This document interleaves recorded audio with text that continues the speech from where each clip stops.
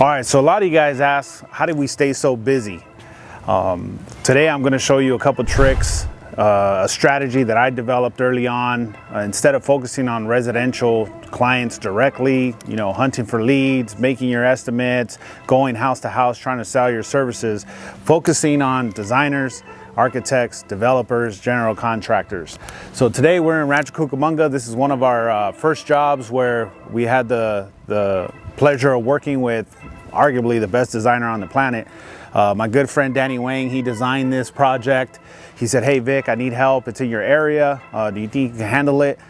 Highly custom job. We're gonna show you a full remodel, rock pool, a lot of features, patios, porcelain wrap decking, and also walk you through some of the mishaps and miscues that we had to come back and address. So that's one of the key things, is where you're gonna be working with professionals. There's another level of expectation. There has to be trust both ways, knowing that the requirements are solid and also that the funding's in place. But at the end of the day, it's a team effort, so we have to be on the same page. So today I'm gonna walk you through some of that.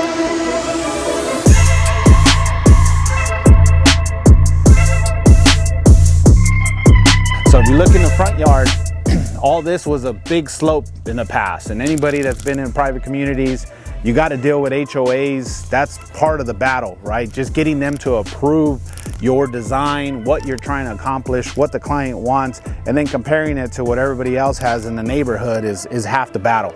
Luckily for us, we were subcontracted on this, so Danny Wayne got to deal with all that fun part, but we just came here to execute. But he did an amazing job, some floating steps, wrapped in porcelain, brand new driveway wrapped in porcelain as well, with some black tile stripping, LED stripes, and also you can notice on the tile work how they were able to deal with the slope coming down. These are huge slabs, 2 feet by 4 feet, so you have to cut them, get creative on how you're going to accomplish the mission given the requirements. So let's take a look at the back. On the side of the house here, this all used to be a big rock hill. Right, client has a lot of cars. He wanted to have a couple extra spots for parking. So this was a change they added on midway to create a couple retaining walls. A lot of issues with that. How high can you go? What's the impact to the neighbor? So they came up with this tier solution. Now these are some beautiful olive trees. They look like they're 15, 20 years old. I see a lot of you guys on YouTube and Instagram claiming these are 50K. They're not. Right, these are probably $6,000, $7,000. By the time you install them, you're looking about 10, 15K a piece. So this whole side was old, ugly concrete. It was stamped brick look. Was supposed to be red. It looked pink. I don't know how old it was. So we came in here, overlaid it, and then put this 2x4, 24 by 36 tiles to wrap the entire thing. What you don't see is any drains, right? We try to hide the drains within the joints, so we remove the grout, cut the line, and so it can look seamless and clean through the whole process. So this design here, this was existing, a little retaining wall. This was a hillside full of weeds, all the rattlesnakes, bugs, tarantulas, all gathered there. Homeowner wanted to clean it up, so they added some olive trees with some, low maintenance, low water plants, and a lot of black beach pebble. This whole area used to be a wall, so we wanted to blend in the modern with the rock look. So we demoed all that out, created some fake rock steps, put some accent boulders, and then created this elevated platform. This used to be all grass. They decided to do a kitchen here. So one of the pointers on the kitchens, now this project is probably a year and a half old. One of the big miscues, the first one, when you're a subcontractor, you got to make sure you have the set requirements, right? A lot of times the clients want to push, get things done, and then you have to wait a year for your appliances to come in, like in this case. And this is not cheap stuff. This is top of the line Heston grills. We had to wait for it. They come in the wrong size, wrong color. My direction was, hey, get the barbecue done, frame it out. We did that. A year later, the stuff comes in and none of it fits, right? So demo and redo. Those are the little things that are gonna cut into your pockets, your bottom line. But when you have a relationship with professionals, if you plan to stay in business, you gotta do the right thing and come back and basically redo it. So that's what we did here, redid it. We had to elevate for the elevator. Originally we had it for a standard 36-inch height. This ended up not fitting, so instead of having a notch, we had to just lift it up, raise the countertop, wrap this in tile twice, and then following the curve. It's not really a simple install. This aluminum cover, this is one of the louvered ones. These open and close, huge difference on cost if you're doing a standard freestanding aluminum patio cover versus one of these fully loaded ones with the LED trimming. You change the color in here, open it up, close it, give you full shade or semi-shade, and then we added this nice little bench seating along the block wall. So some of the things that we add are to help us out. So this retaining wall was already here, a lot of dirt behind it. In order to, you know, avoid any moisture coming through, we had to waterproof this side. So we went ahead and created a bench to hide the footing, because there's a footing of that original wall. So it helped us out to make it nice and also give you a lot more entertainment space. So this is a beautiful outdoor kitchen full with your sink, your access panels, your drawers, side burners, all tile wrapped, and you have LEDs under all of this appliances. So the rock work here was you know, pretty standard, kind of your old school Knott's Berry Farm type of theme. A lot of, you know, we call them potatoes, not a lot of details. So Danny came up with a great design of these standing rocks. It kind of gives you more of a Japanese Zen theme. We went with the black and charcoal versus the browns and oranges that you traditionally see. So we went ahead and added all these standing boulders, pretty much gave the entire job a full facelift. So that means demoing down to the metal, creating a new cage, and adding all these accent rocks. The main grotto waterfall was there. The main slide was there. We added the accent boulders and then changed the entire texture to add some more depth and detail to the project. So if you look at this, you have the main waterfall in the middle. There's lights all in there. A beautiful slide, a little wood deck, floating wood deck, and as well as a raised spa. So the raised spa was another pain point.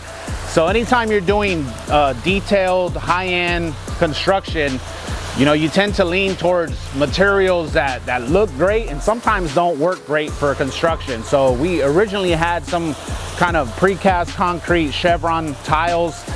They got really stained with the calcium. You know, 3-4 months later, homeowner was like, hey man, I hate this look. So we went ahead, we ripped it out. That was the first redo. And then we came up with a black tile that is 24 by 12, and it makes it really difficult to get the curve. So that was challenge part 2. And since this was existing, you know, you had some water seepage, a lot of calcium building up. Anytime you have a black tile, you're gonna have scale and calcium build up. So we've been here about 2 or 3 times on behalf of our designer, just to make sure that the client is happy. These clients were great. They're personal friends. They were patient through the whole process and obviously had great taste, and we just wanted to make sure that they were happy with the end product. So here we are today. He actually called us this morning. He's on travel. He had a couple spots that were faded on the coping, sent the guys out. They got it buttoned up by 10 o'clock this morning. So those are the little things that are gonna set you apart, keep you busy when the designers or the builders, GCs can count on you. And more importantly, the client's gonna see the efforts when you're not, you know, dodging them, ghosting them. You show up and handle your business. Everybody makes mistakes, including us. The difference is, do you take care of your problems? This one is not louvered. This one is kind of just laser cut panels. We have a 4K aluminum panel. It's a lot more sturdy than your traditional Alumawood. Alumawood, you hit it with the knee, you're gonna dent it. This thing, you can drive a truck over it. It's not gonna do anything. The panels, they give this thing a great little shadowing effect. So if you see on the floor, you got, you know, the pattern that you have on the cuts, it's gonna give you some protection from the sun, not completely dark, so it doesn't block out all the natural lighting to the home. So the pool here, they had some really old coping. It was precast, ugly red bullnose coping. We blew all that out. We originally left the plaster because it was semi-decent. Eventually ended up replastering the whole pool with micro pebble. This is French gray. There's a little Baja bench area on both sides, so you have maximum entertainment here. The pool is deepest by the grotto, so traditional construction for pools, you have a shallow end and a deep end on the north and south side. In this case, it's on the east and west side because people are gonna jump from the middle, so you want that point to be the deepest. So we walk up here, you have left a couple planter areas, added a couple boulders to give you kind of an entrance like you're entering into a Zen garden. And then you get up here and you transition to a wood deck.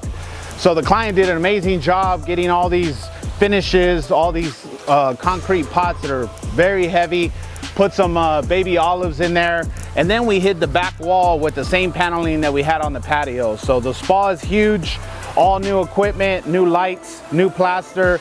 The wood deck, this is actually tile. You can use wood. It's gonna be a lot of maintenance, not very durable. You're gonna have to treat it every year. So we use tile in this situation. And then obviously having a fire pit, you can't have all this without a fire pit. So we got a custom fire pit here as well. So fire pit is a concrete bowl with glass around it. This is a high wind area, Rancho Cucamonga. There's a lot of wind here. So if you don't have that glass panel, your fire pit's gonna keep going out. We hit all the irrigation on the back of the rock work. The slide is very big, very steep. You have a couple jump points. You can jump from the grotto, you can jump from this flat edge, and this is why we had this cantilever wood deck here. So I love this project. It's a beautiful design. We were honored to work on it with my good friend, and we look forward to the next one. If you think this looks great now, just wait till we cut out the lights. So in the daytime, you get to see all the finishes, the true colors. At nighttime, it just brings it to a whole nother dimension. We have color changing LEDs. All of our steps have hidden LEDs underneath them. The back wall, the fake wall is gonna project light through all those water cut shapes. The pool is fully lit. So we have color changing LEDs in the pool and the spa, everything controlled by your telephone. We have rocks, lights embedded into the concrete, so you can see the grotto light up. You can see all the nooks and crannies. That's gonna give it a whole nother dimension. And last but not least, the patio is also lit. So we have trim LED all over that. We can match the colors to the pool, put it in party mode, and just have a good time. There's some of the little challenges on this project that most people won't catch is, you know, you have natural rock, you don't have true angles, 90s, 45s, you have to work with what you got.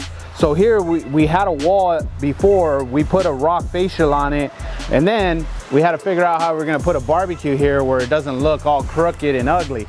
So that was a huge challenge, big pieces of tile to make that wrap. This is actually a huge slab that was manufactured, fabricated to this shape. Up here is a huge slide. Nice little planter area. The trees, perfect height, right? A lot of people want to cheap out on trees. You save a lot of money by dropping a couple gallons. This is a huge one here. Reason being, I'm 6'2", 6'2.5", and I'm still clear from this tree. If they would have put a 10-year-old olive here, everybody would have been hitting their face on the way up to the slide. The slide here, very huge, very fast, very slick. Everything is clean. And it gives you a great view of the city. Not today, but you know, you can get the idea through the fog. This is California, you know, so we have our foggy days, but check that out.